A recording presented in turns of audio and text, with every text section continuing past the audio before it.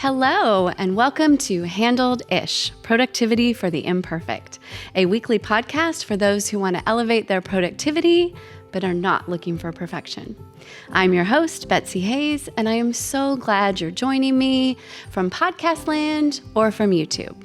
So today, we're actually going to talk about the idea of mise en place. So this is a French term. It is spelled M-I-S-E, new word E-N, new word P-L-A-C-E. And it is actually one of the first lessons that students learn in culinary school. And it's the idea of getting all of the ingredients prepped, tools gathered, and everything in its place, because that's literally what it means to put things in their place before the cooking begins. And so the reason, of course, this is such a fundamental part of culinary school is if you have your ingredients prepped and all of your tools, obviously cooking becomes a lot easier. And when I first heard of this idea, I thought, oh my gosh, first of all, yay, because it's so fun to use this idea in cooking, but I think we can use this idea in a lot of other ways as well. And we don't even have to go to culinary school to implement mise en place. And I am 100% sure I am not pronouncing that correctly, so apologies to everyone who speaks French. So we can use it in cooking, right? We can pretend we're on a cooking show. I love to use like little ramekins and little dishes to put things in, or the cups, you have a cup of onion and a cup of carrots. And if there's multiple spices in a dish, I like to get a little ramekin and put all the spices in there so then they can all go in at once. This idea of using it in cooking is fabulous, right? It starts obviously, in the grocery store. We want to make sure we have all of the ingredients for the recipe. And then before we start cooking, we can take out all of the ingredients for the recipe, have them on our counter, have the measuring tools that we need, right? Cups, spoons, etc. Have the tools that we need, whether it's a chopper or a spoon or a knife or a cutting board, have the proper pan that we want, have your cooking spray, whatever it is. If we get all of that out before we start cooking, everything goes smoother. And again, it's a lot more fun. So this is an idea that we can use as it originally is intended, putting everything in its place before we start cooking. However, we can also use it for habit creation, right? So we can get everything in its place to help us establish new habits. So for example, if you are struggling with going to the gym after work, you could make sure that you have your gym bag packed with everything that you need and your headphones and your water bottle full and everything, and either take it into the office with you or leave it in your car. And then that way you have everything in its place when you leave the office and go to the gym. Same thing at home, right? If you're having trouble getting up and exercising, you could have your exercise clothes ready and on your dresser or at the foot of, on the bench at the foot of your bed or in the bathroom, wherever it makes sense for you.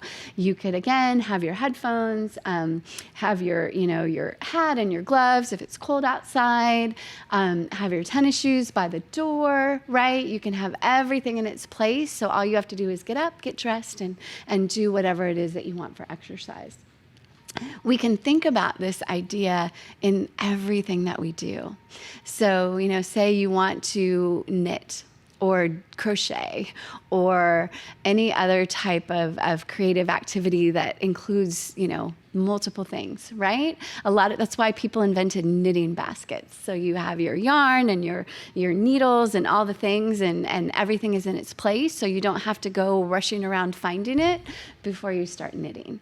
If you want to paint, right? You want to have your canvas and your paints and everything else, your smock so you don't get paint on your clothes, all in the same place so you can just get to the activity If you are a gardener, you might want to have a little gardening kit with everything that you need. Think about the different ways that you can assemble the tools, and they can stay assembled. That's awesome. Or if they can't stay assembled, that's fine. But think about think about what you need to assemble before you start an activity. And we can do it at work, right? Okay, I need to write this report. What do I need to write this report, right? What is the information I need? Do I need to have conversations with someone? We can use this to avoid procrastination. So if we have a task that has multiple components and we've been putting off, we can just do the mise en place. We can just gather the information. We can send the email requesting the meeting. We can have the preliminary conversation with the coworker, right? We can start gathering the tools and the information. We don't necessarily need to start the work, but we're actually starting the work by doing this particular exercise. And this particular exercise of mise en place is much easier to get started than maybe the project is. So you can use this to get you going and to help yourself avoid procrastination. I have a cookbook, I love recipes and I love magazines. And so I often will tear out pages of magazines because they have recipes in them. And you could probably imagine that could get very messy and cluttery if I didn't have some sort of a place to put said magazine pages. And by the time I started organizing these, I had quite a few of them. So I didn't really want to sit down and organize them, but I thought, what could I do to get started? So again, getting everything in its place, right? I ordered the binder. I ordered the little protective sheets, right? So I worked on the project and got everything ready. And then when they came, I sat down and actually put the recipes in the binder with the dividers. And now it's like this huge, huge source of joy for me. I have lots and lots of recipes to try. So think about, things that you want to do and you just want to take a step in the right direction. Think about assembling the tools and the data that you need in order to start on the project. It gets you moving forward onto the project and can kind of get that momentum going to get you out of that procrastination. We'll just call it a slump, right? A procrastination slump that you are in. So think about how you can use this, right? Use it in cooking. Get all your ingredients out, get all your tools out, get all your pans out, then start the recipe. Use it for your hobbies, right? Get everything ready and organized before you get started so you will, A, make sure that you have everything that you need, and B, not have to scramble around and waste time on finding something when you want to be doing the thing. And the last way to think about using this idea is to avoid procrastination. How can you just gather the stuff in order to move the project forward?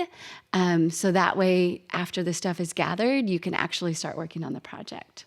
So have fun with this. It could be a game changer. It's super fun to say, even if you're not pronouncing it correctly. So, mise en place. Let's do it. Thank you for joining me today. I'd love to hear what you think. Please let me know at my website, BetsyAHayes.com. That's Betsy, don't forget the A, HAYS.com. And to help keep this podcast going, please consider subscribing, sharing with a friend, and maybe even rating and reviewing. I very much appreciate and value your support. And thanks as always to my amazing producer, Gianna, with RPM Public Relations. Tune in next week for the next episode of Handled-ish, Productivity for the Imperfect. Until then, take care and be kind to yourself. You are doing way better than you think you are. Trust me.